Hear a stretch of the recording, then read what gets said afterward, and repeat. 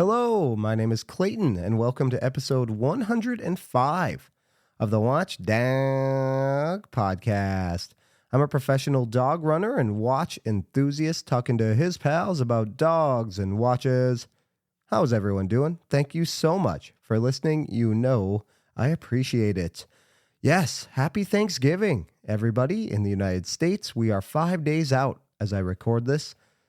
Wow. This month has flown by. I cannot believe it is almost Thanksgiving. I'm still not in Christmas mode, but hopefully I'll get there. And if not, oh well. Yes, of course we have a Thanksgiving-themed episode. I had to do that. It's a bit of a reach, the stuffing of a watch, ranking my favorite watch movements I've ever owned. Yeah, I know. Some ideas hit and some ideas miss, but what are you going to do? I sure hope you all have fun plans for Thanksgiving with family and friends, and that you stay safe and you have a wonderful holiday. Yeah, this month, like I said, has been a whirlwind. Last weekend, as I mentioned, I went to New Jersey, went to the New York Jets game versus the Indianapolis Colts at MetLife Stadium. Drove down by myself. I live in Rhode Island, so, depending on bathroom breaks and traffic and everything, it takes like 5-ish hours to get there. If you're familiar with the Northeast at all and I-95, the GPS wants you to take the Merritt Parkway, which is a shortcut in mileage, but it's a 2-lane parkway, and if there's an accident or any kind of disturbance whatsoever, it gets bottled up fast. I was kind of zoned out, followed the GPS. Usually I resist the GPS, and it desperately wants you to get on the Merritt Parkway. But I usually just stay on 95 and ignore her pleas to get on it. But I didn't this time, against my better judgment. I followed her advice, took the Merritt Parkway, and 50 minutes of misery, stop and go for the most part. Ugh. But yeah, weary from my travels, I made a stop in New Jersey when I got there to my authorized dealer. I hadn't been there since buying my Air King in person in September of 22, so over 2 years ago already. Diane, the lovely woman I work with there, had carved out some time to hang out with me, and she's very busy. I mean, while I was there for about an hour, she had several people come in who wanted to say hi to her and check in, and she kind of gave them the cold shoulder. I felt kind of important and special. She knew I made the trip, and I brought her some goodies from Rhode Island. She has family in Rhode Island, so she does love our state. So I had to bring her some goodies that, are made here in Rhode Island, some wine and some honey and some other goodies. So yeah, she always appreciates that. But anyway, yeah, she took me around. We caught up. Tried on some killer watches, including the controversial Patek Philippe Cubitus. I know they're an authorized dealer, so we were chatting, and I happened to mention the Cubitus, and she said, "Oh, we have one, and you're going to try it on." And I said, "Oh, wow, really?"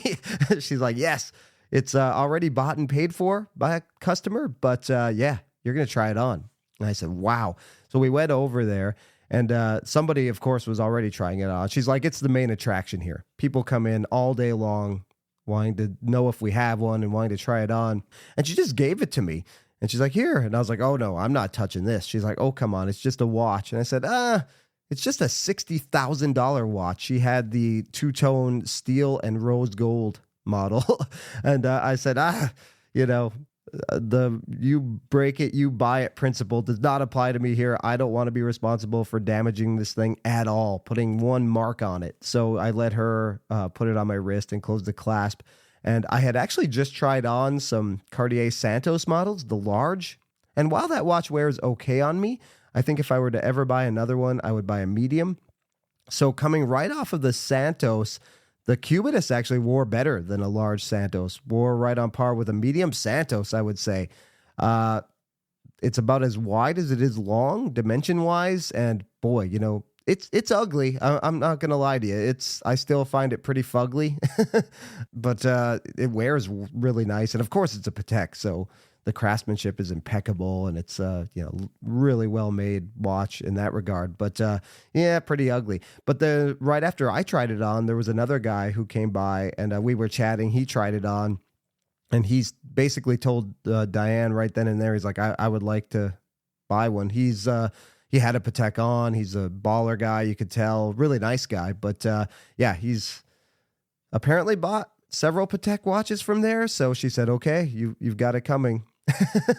Yeah. So, wow. It was pretty cool to witness that. And then I just walked around and tried on a bunch of other watches.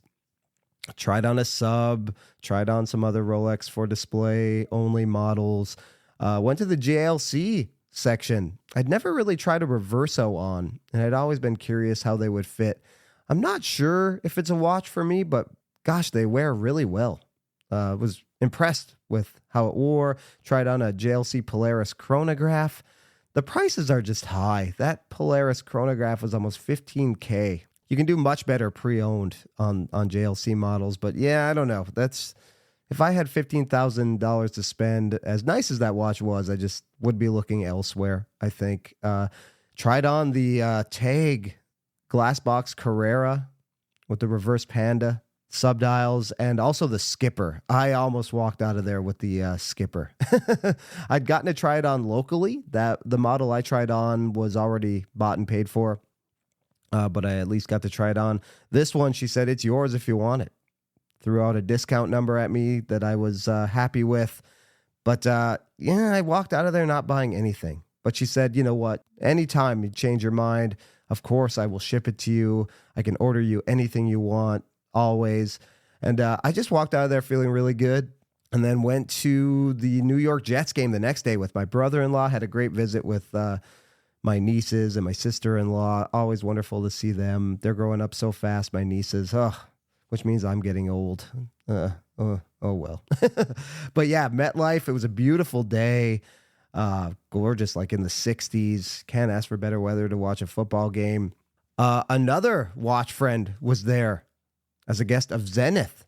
My good friend Jay from Topper out in California. Got to connect with her at the stadium for a few minutes. We met in the third quarter. And yeah, her daughter was there. Her daughter's a Lions fan, so she actually tried on my Lions Breitling B01 chronograph that I got from Topper and took a picture of her. Yeah, we talked for a good 5 minutes or 10 minutes or something. It was just so awesome. Instagram watch people are real and they're cool when you get a chance to meet them in person. Jay is amazing. She just posted a couple photos of me that she took on Instagram, which I was kind of hungover and at a football game, so not the best picture I've ever taken, but yeah, it was so great to see her. She was wearing her Aaron Rodgers Zenith Chronomaster Sport, which I've never gotten to check out in person, that one anyway, and that's a really nice watch, even though, I still hold being a Packer against Aaron Rodgers, but that's beside the point. But yeah, the Jets lost in a heartbreaker. I left with about 4 minutes to go in the game because I wanted to beat traffic, get the hell out of there because I had a drive to Providence still ahead of me. But I listened to it on Sirius Radio on my phone, and the Jets lost. Anthony Richardson led the Colts to victory in the final seconds of that game. So heartbreak for Jets fans, but oh well. Great weekend. Got back at about 9 o'clock at night, weary from my travels, immediately went to bed. Monday morning came quick. But yeah, just a wonderful weekend of family and watches. So much to be thankful for. Okay, main topic time. Well, if you're familiar with the podcast at all, it should come as no surprise that I had to do an episode themed around Thanksgiving. It's a no-brainer. This is not the first Thanksgiving themed episode I've done. Way back in 2020, I had on the co-hosts of the long forgotten now watch podcast Love and Watches, Perpetual Girl and Ranch Racer, a watch loving couple that had a podcast. One of the very first watch podcasts I ever came across. I don't think they've released an episode since 2020, sadly. I used to keep in touch with Perpetual Girl, have not talked to her in a little while here, so I'm going to have to catch up soon. Great people. We compared watches in our collection to courses of Thanksgiving dinner. Of course, everyone in the United States knows what a traditional Thanksgiving dinner is, but for all of my international listeners who may not be familiar, Thanksgiving dinner is, turkey, green bean casserole, cranberry sauce, pumpkin pie, and of course, stuffing, which we're going to talk about today. In that podcast, we compared watches in our collection to the courses of each meal. Like, what's the anchor of your collection? What's the turkey of your collection? What's the green bean casserole? Could be a green watch, doesn't have to be, et cetera, et cetera. You get the idea. Today, we're going to be looking at stuffing, literally what watches are stuffed with, movements. I wanted to rank my top 10 favorite movements I've ever had in my collection. I know Keith and I just made fun of YouTubers who make top 10 lists, but hey, if you can't beat them, join them. So that's what we're doing today. This was a real walk down memory lane for me. Many of these watches are no longer in my collection. I'm so happy to have owned them, but I am not somebody who collects a bunch of stuff, even though I do consider myself a watch collector. I experience something for a while and then move it on to the next person to enjoy. That's just the way I handle the hobby. It's the only way I can afford to have had as many watches as I've had, is to experience things for a while and then move them along so I can experience something else. But yeah, this list and kind of going back in time and looking at the watches and the movements I've owned got me thinking I may have to do some rebuys here. Maybe I'll do an episode on the rebuy. Dissect why we do it, why people rebuy watches, why people sell watches in the first place and then feel this urge to rebuy them. But that's a podcast for a different day. Okay, so technically better doesn't always mean it's going to rank better on this list. That's what I've found. Sometimes that's the case and sometimes not.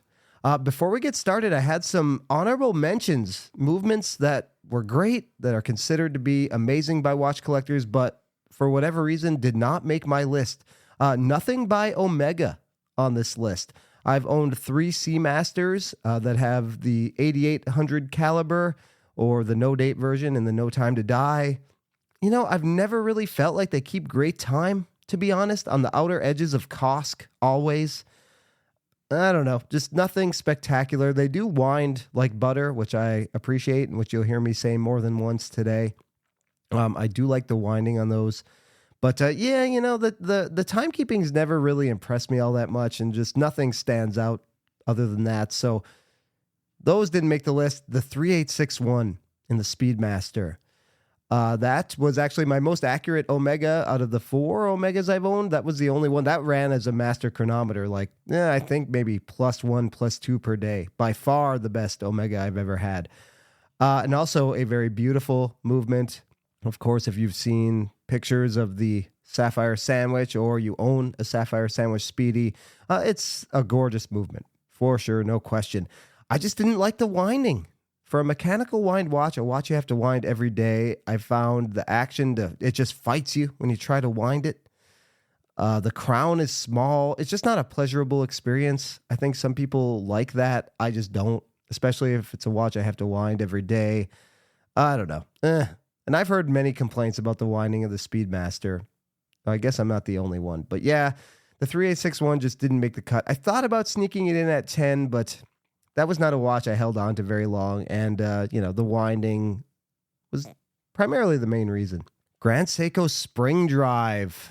I know several Grand Seiko collectors, and all of them who own many different brands will say that Spring Drive is their favorite movement.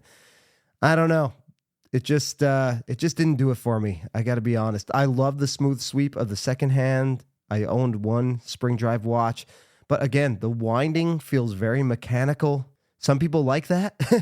It feels like it's doing something in there. I thought it felt like a Miyota 9015 that desperately needs a service. I just did not like the way it wound whatsoever. The smooth sweep is mesmerizing. But that Spring Drive watch in my collection, the Soko Shadow, did not make it more than a month or two before I got rid of it. Just did not resonate with me whatsoever. The watch I'm wearing, the Chronomat, the B01, Breitling's in-house chronograph movement. I don't think I've owned it long enough for it to make a real impression on me. It's fine. I use it almost every day. I time my dog hikes with my chronograph. I love it. The pusher action is firm, snaps back beautifully. But it just, as a movement has not made an impression on me. The watch has certainly made an impression on me. I've worn it every day. I might just keep wearing this watch. I don't know. Maybe it's my one and done. I will still buy more watches, but will I wear them as much as this? I don't know. But and then the other one that I almost snuck on this list is the Rolex Oyster Quartz 5035. I owned a 1988 Oyster Quartz, and the movement was still incredible, really accurate. I think that watch was still running. I think it would have lost about 1 minute a year if I had kept it a year. Really just a phenomenal movement. That watch was so robust. I mean, for an older watch, it still felt like a modern Rolex, and the fact that you could bash it around, you could wear it to do anything and it would survive. So yeah, the 5035 Oyster Quartz movement almost made the list, but yeah, those are my honorable mentions. Okay, let's get into this list. Number 10, the Bulova Accutron 214. I'm going to be reading from some source material here. I'll try to put as many links as possible in the show notes.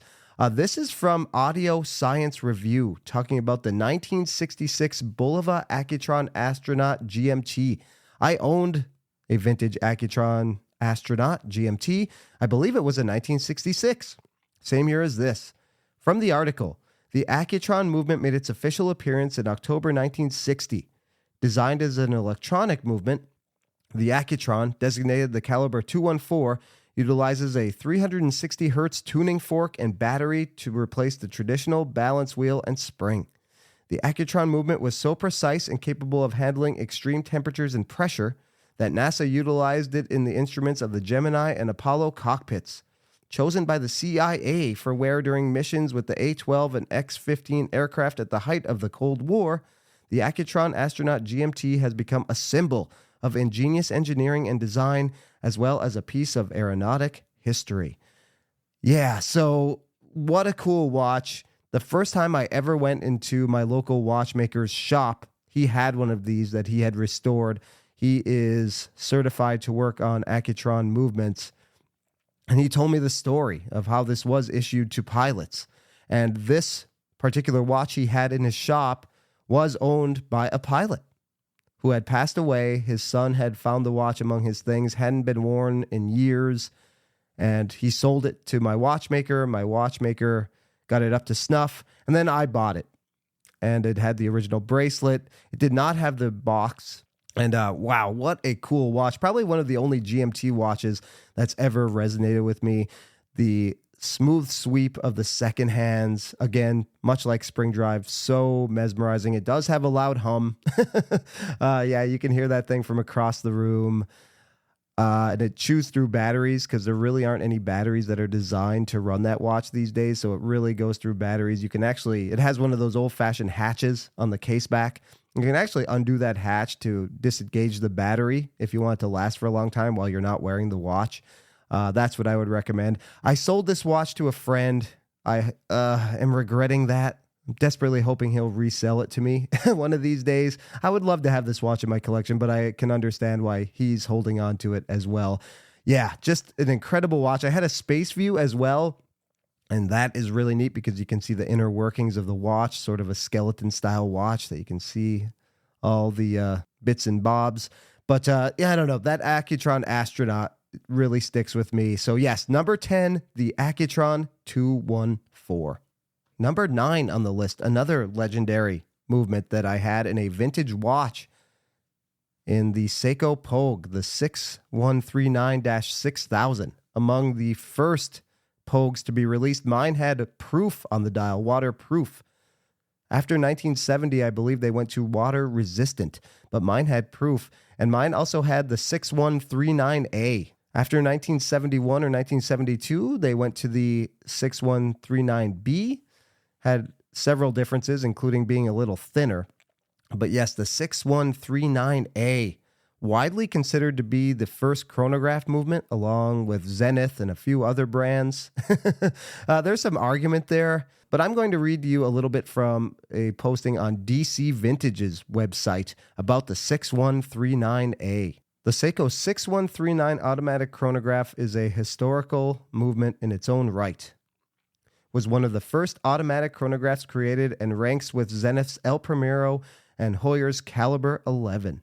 Seiko published its first advertisement for their new automatic 6139 chronograph in February 1969, easily beating the Swiss. However, the company was concentrating on the release of the world's first quartz watch, the Astron, which would completely disrupt the watch world as it was known at the time.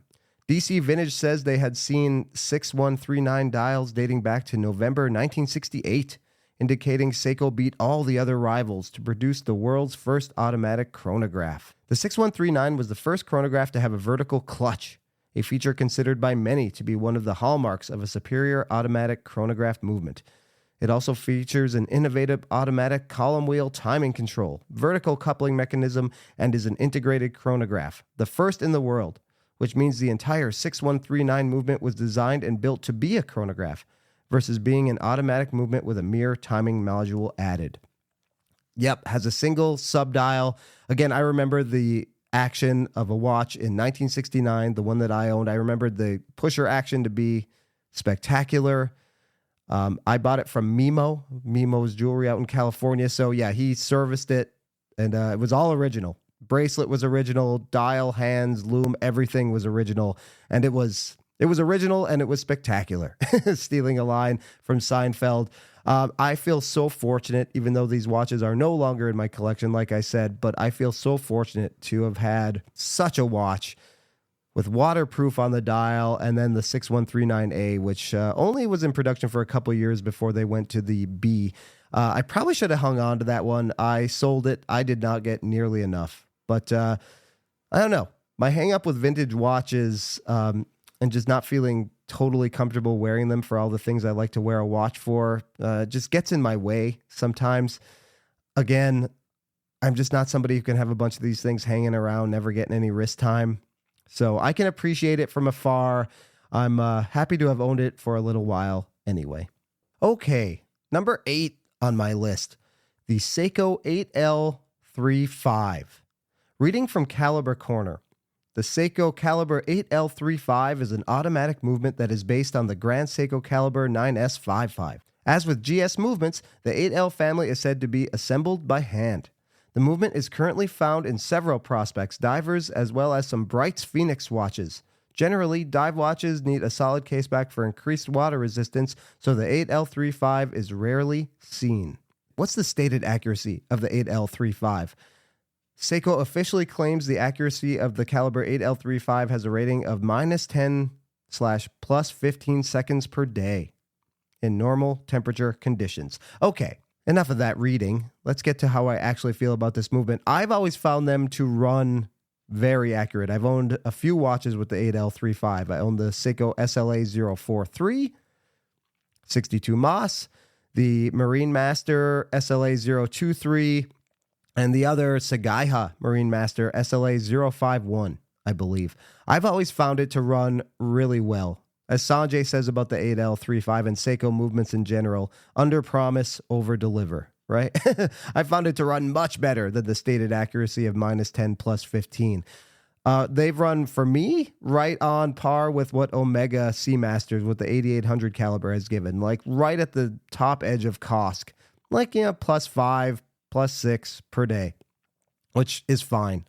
I know a lot of people have trouble paying top dollar for these premium Seiko models because of the stated accuracy of the movement. Wish they would bump them down. Of course, they're Japanese, so they're not going to get COSC certification, but have those same numbers, -4/+6 seconds per day. Seiko doesn't do that. But in my experience on wrist, they perform very, very well. Never had an issue with them.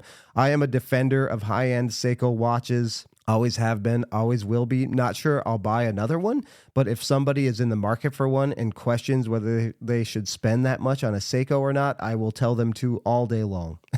And I know for a fact this podcast has influenced people to buy the SLA 043 in particular. When I was really crushing on that watch a few years ago, I know a couple people who bought them directly because of the podcast. So another watch I don't own anymore.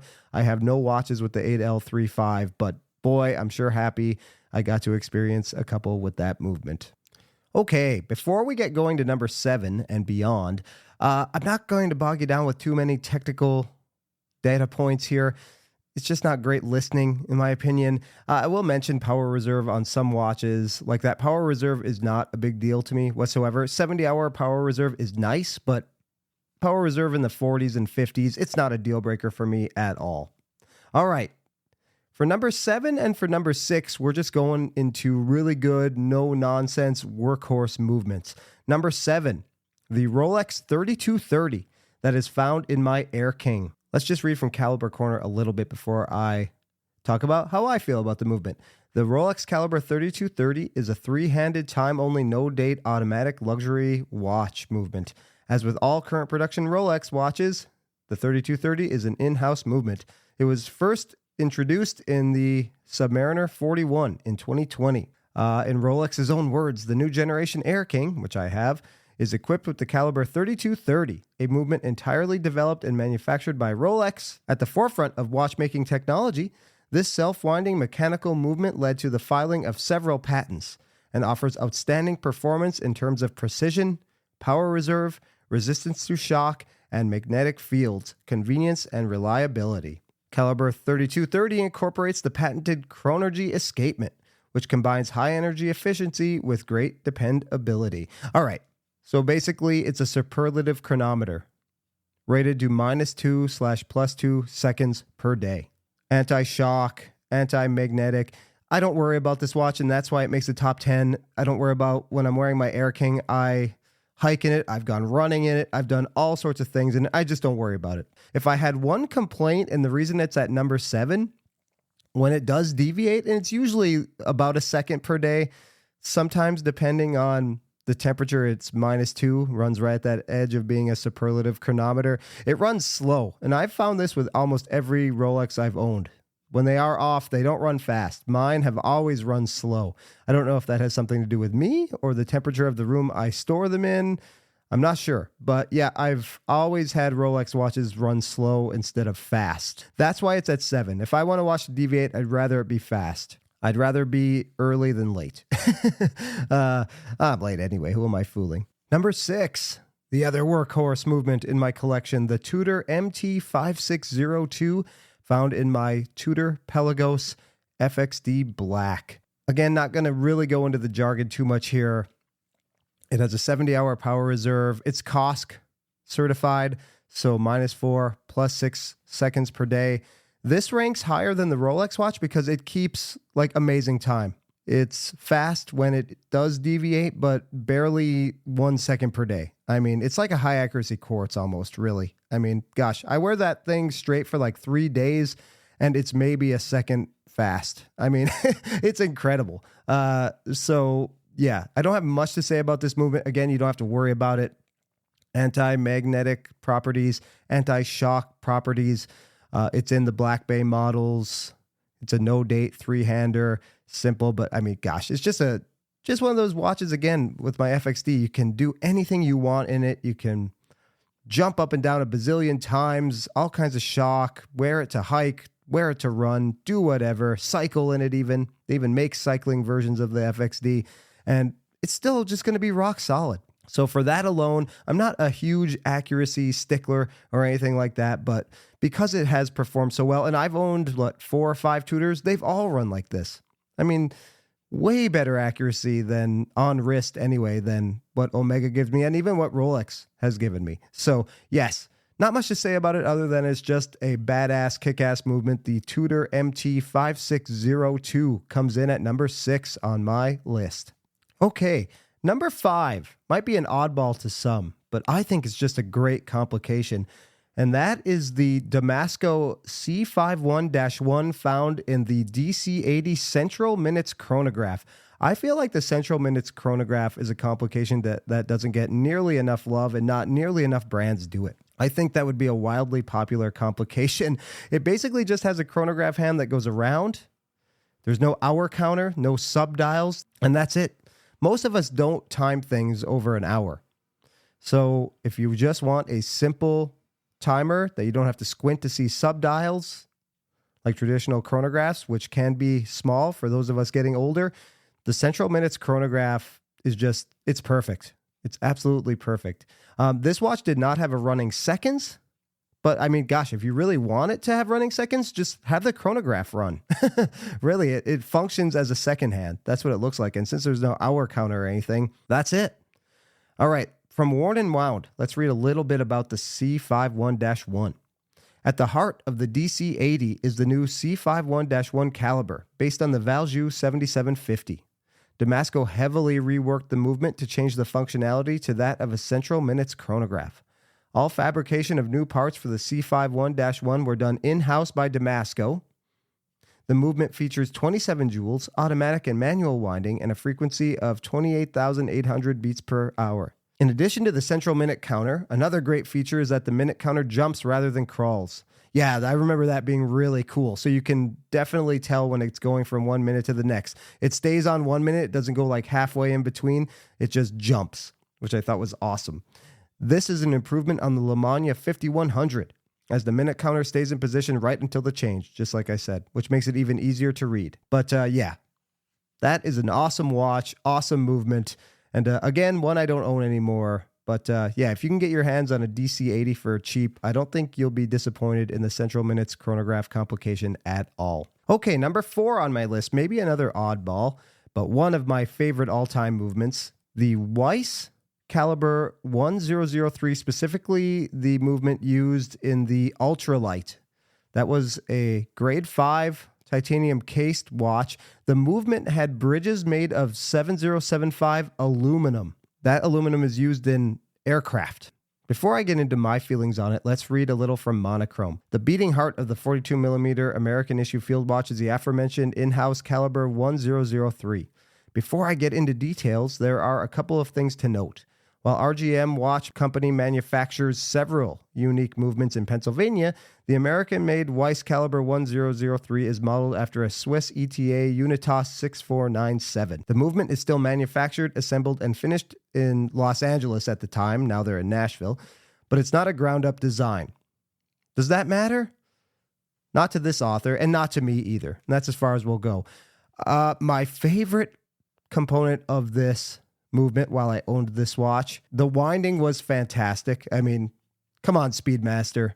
Weiss just totally destroyed you in winding. I mean, we talk about how romantic it is to have a mechanical watch and to slowly wind it every day. I mean, to me, this was that. I mean, it was so smooth. It was so pleasurable.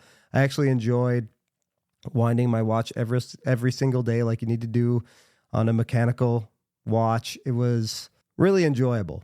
My other favorite function of this watch was the hacking feature. You know, on a normal watch, if you want the watch to be set accurately, you wait for the seconds hand to go all the way around and then pull out the crown when it stops at the 12 and then set the time. On this ultralight with the Caliber 1003, you could pull out the crown wherever the seconds hand was on the subdial at 9 o'clock. It was a small seconds watch. And you could adjust the hands.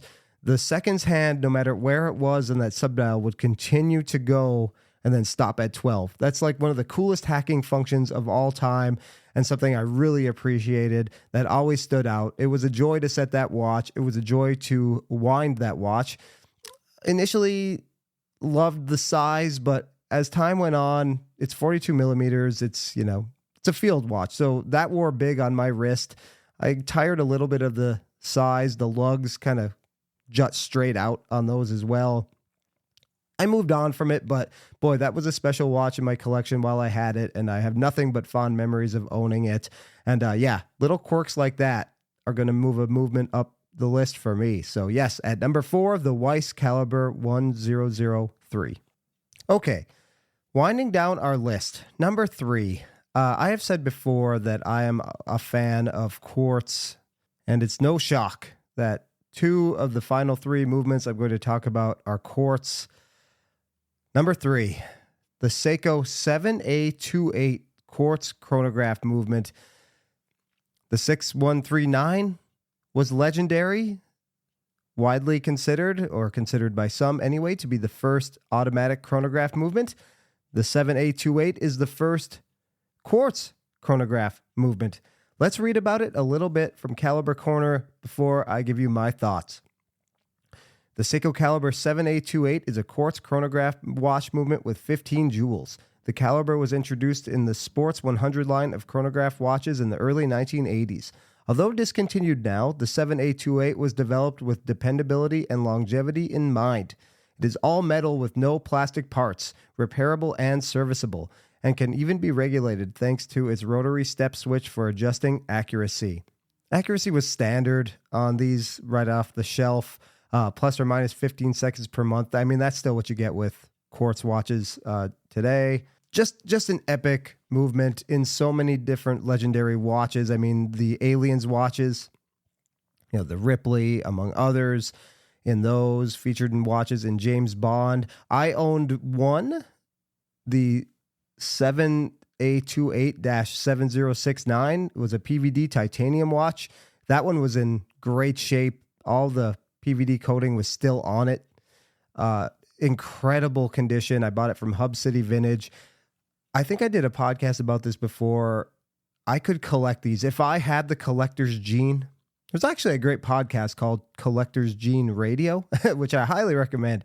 Talks to watch collectors, but people who collect all sorts of different things. Anyway, if I were the type of person who could collect, I would collect these 7A28s. I came so close. I ended up selling the one that I had. But, if I did not mind having watches that I didn't wear necessarily, but just collected, I could get in the rabbit hole deep on these. Such a great movement, like I read earlier here, built to last, built to be serviced, no plastic throwaway parts. When these broke down, the movement wasn't just swapped out. They were repaired. And that's how they were designed. The 7A38 is the date version, but the 7A28 is no date. This is a legendary movement. The Yacht Timer is probably the most famous and most expensive model to buy with this movement today. There were military issued models, like I said, featured in movies. Great history. I mean, there's a reason Seiko dominates this list. I mean, say what you will about the modern iteration of Seiko, but there is a long history and foundation of excellence and ingenuity there that just can't be denied. So I love Seiko. I love the 7A28. It's number 3 on the list. Number 2, this is a cop-out, but I have a tie here between the Citizen EcoDrive high accuracy quartz movement and the Grand Seiko 9F85. I'm not going to go too much into detail here. I just did episode 99 where I talk about these two movements in great detail. After talking to people and thinking about it more, I think the A060 gets the nod for me. It is a solar movement. So I think if you're going to have a high accuracy quartz movement that only deviates 5 seconds per year at a maximum, let's have it run for 15 to 20 years without having to fuss with it until the capacitor goes down. Whereas with a Grand Seiko, sure, it might be 1 second per year. I mean, gosh, I had the 9F85 rated to plus or minus 10 seconds per year, and it gained 1 second in 13 months. But, the downside of that is every 2 to 3 years, you're going to have to change the battery. But I think if I had to recommend one now after thoughtful consideration and talking to several of you about it, I would go with the A060. You can't go wrong with either, though. Phenomenal high accuracy quartz watches, and they tie number 2 on my list. And number 1 on my list, what can it be? It is the Moser HMC 200. That is in my Endeavor Concept Dial center seconds. It's not particularly complicated. It's a 3-hander, bidirectional winding, power reserve of 72 hours, hacking seconds, has the Straumann hairspring, Geneva striping, or Moser stripes as they call it. Here's a couple things I love. That is a very fancy white gold watch. This movement is used in their sports models, so can stand up to shock and basically anything you want to throw at it. And I love that such a robust movement is in a dress watch, because I do just about anything in that watch and I don't worry about it. And it's just beautiful. I mean, it is the movement I show people when they come over and they're, oh, you're into watches. Let's see what you have. That is the showstopper always. The concept dial, the funky blue fume, gets them. But then you turn it over and they're like, oh, wow. I kind of understand why you're into watches. Yeah, the Moser stripes on that particular watch, the rotor is made of red gold. It is high horology, luxury all the way. It's the closest I'm ever going to get to it, and I'm so fortunate to own that watch. I wish I could wear the watch reverse. I might one of these days just turn it around and have that facing out. Who gives a damn what time it is when I have that to look at, right? So really, I don't even know how accurate it is, to be honest, because there's no indices on that dial. I have no idea. I think it's probably like plus 10 to plus 15, if I'm guessing. That's usually around what I think it is. Who cares? Who cares what time it is? I can not even set that watch. It doesn't matter. I'm not wearing it for timekeeping. I am wearing it because it truly is a work of art. That movement is just a showpiece in my collection and will hopefully remain until I'm out of the hobby, but you never know. Things happen. But there you go. There is my list. If you want to know more technical aspects of all of these watches, like I said, I will try my hardest to put links to every single movement so you can learn more. I just kind of glazed over a lot of that stuff. Again, power reserve, it's nice, but it's not the number one thing. This is all subjective. Really, this list, you may agree with it, you may disagree with it. Please shoot me a message. What are your favorite movements? You don't have to give me 10, maybe 5. What are your top 5 favorite movements? You know how to get a hold of me at this point. Shoot me a message on Instagram. There's an option to send a text message to the podcast. And then, of course, this gets released as a YouTube video as well. You can post a comment there. I'll be sure to respond.